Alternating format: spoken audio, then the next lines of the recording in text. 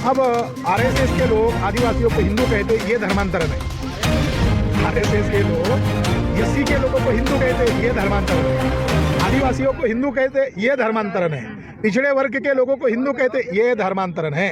भारत के संविधान में कहा हिंदू लिखा है? भारत के संविधान में एससी एसटी ओबीसी लिखा है? कहा हिंदू लिखा है? और ब्राह्मणों के धर्म ग्रंथ में हिंदू शब्द कहा है? रामायण में हिंदू शब्द नहीं है, गीता में हिंदू शब्द नहीं है, महाभारत में हिंदू शब्द नहीं है।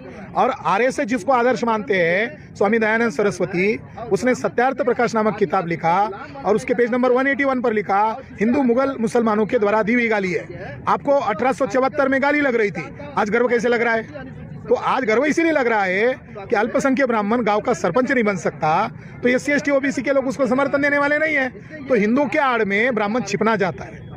सर, बस्तर में क्रिश्चियन लोगों पर बहुत तो अभी हमारा राष्ट्रीय क्रिश्चियन मोर्चा ये प्रबंधन करके इकट्ठा कर रहा है। तो भारत के संविधान में माइनॉरिटीज को भी अधिकार दिए हैं, तो हम आने वाले समय में सड़क पर उतरेंगे।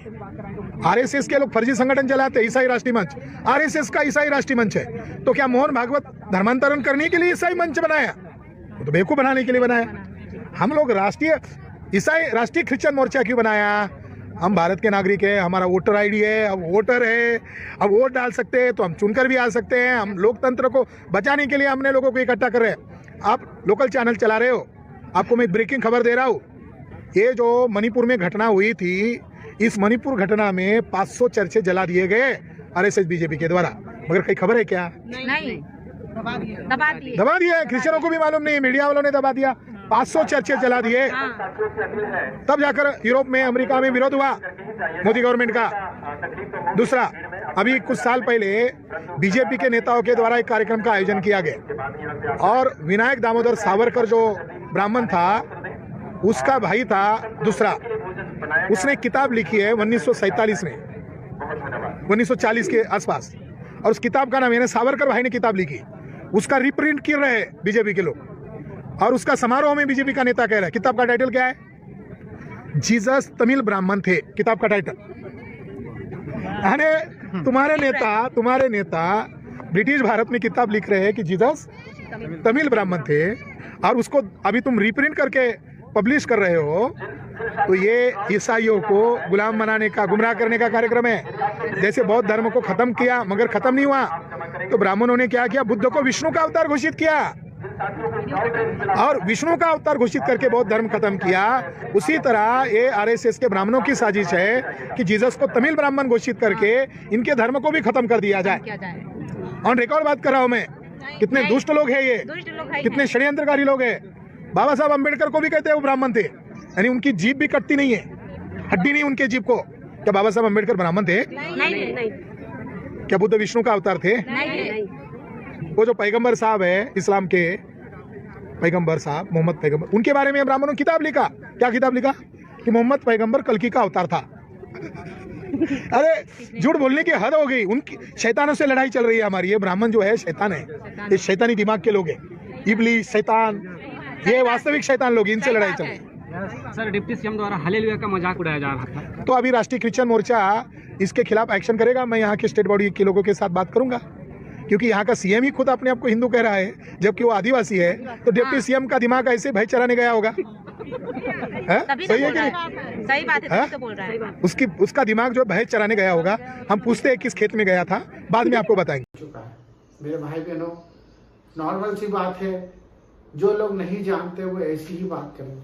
हमारे परमेश्वर ने हमें शिक्षा दी है कि हमें शांत रहना है, किसी भी हालत में, किसी भी मुश्किलों में हमें अपना क्रोध जाहिर नहीं करना है, क्योंकि जब हम क्रोध कर देंगे तो हमारे साथ बहुत कुछ बुरा हो सकता है। परमेश्वर ने हमें शांति का परमेश्वर दिया है, क्योंकि हम लोग जब प्रार्थना सभाएं लगाते हैं, जब प्रार्थनाओं में जाते हैं, वहां पे हमें गुप्तों में जाके प्रार्थना करनी पड़ रही है। उसका मुख्य कारण क्या है, इस पे हमें गौर करना है। और क्यों ऐसा हो रहा है?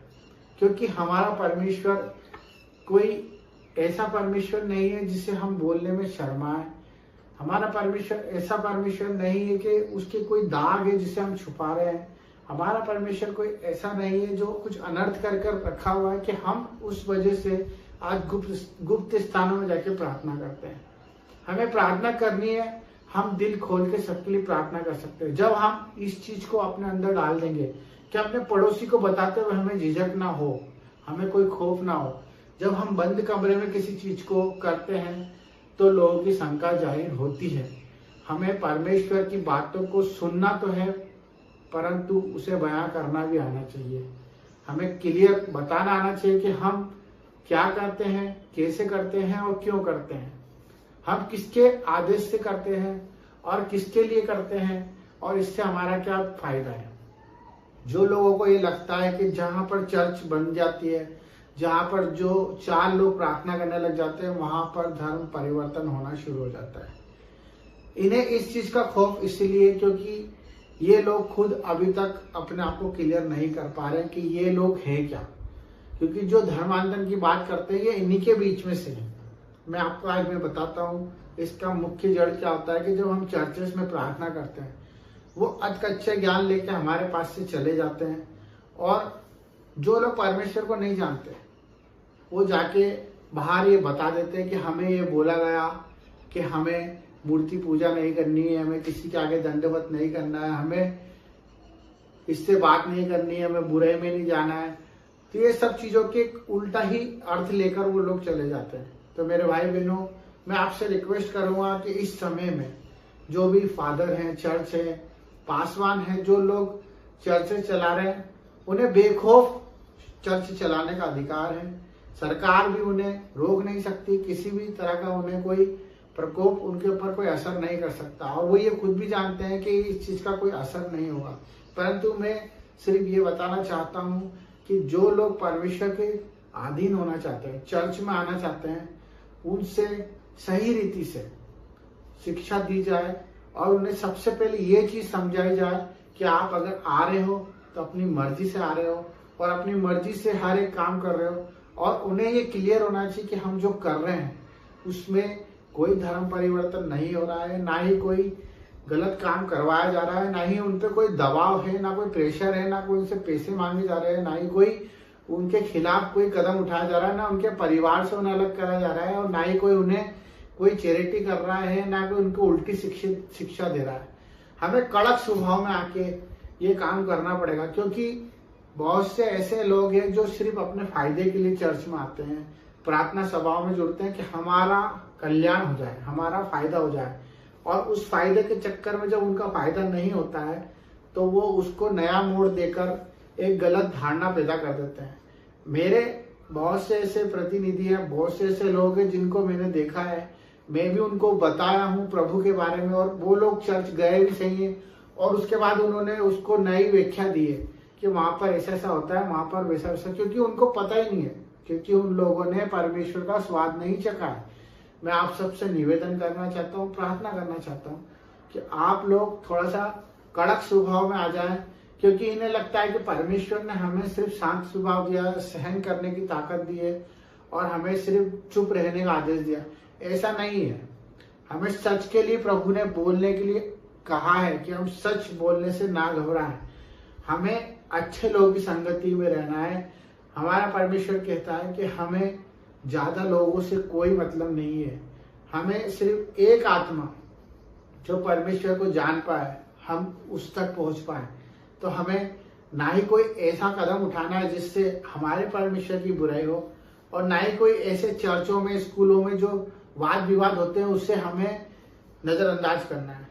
हमें बाकायदा उस पर अपनी प्रतिक्रिया देनी है, उससे क्लियर करना है, जस्टिफाई करना है, क्योंकि ये आपके साथ भी हो रहा है। आपको भी पता है कि आज आप जहाँ जहाँ प्रार्थना सभा करते हैं वहां पे उससे एक अलग ही नाम दे दिया जाता है कि वहां पर कुछ गलत शिक्षा दी जा रही है। तो इस चीज के ऊपर गौर करें। सभी से निवेदन है, अपने भाइयों से, अपने प्रार्थना करने वालों से और सभी प्रेमी जीवों से कि अपनी प्रभु की आत्मा को प्रबल करें और चोड़ में प्रभु का बात रखें। किसी से डरने की कोई जरूरत नहीं है। जब हम गुप्त स्थानों में प्रार्थना करेंगे तो लोगों को शंका पैदा होगी। हम क्लियरिटी से बाहर आके चोड़ में प्रार्थना करना चालू करें। ये मेरी आत्मा कहती है। आप सबको इस चीज के लिए आगे बढ़ना पड़ेगा। जिस तरह से लोग अपना बाप का नाम नहीं छुपाते, आधार कार्ड में लिखा होता है, वैसे हमें भी हमारे पिता का नाम छुपाने की कोई जरूरत नहीं है। हमें प्रचार प्रसार करना है। बाकी बुद्धि को सहारा लेके, समझ के साथ परमेश्वर के वचन को अगर बांटना चाहते हो तो निडर होके बांटे, सबको जय मसीह की। God bless you, all of you. आमीन।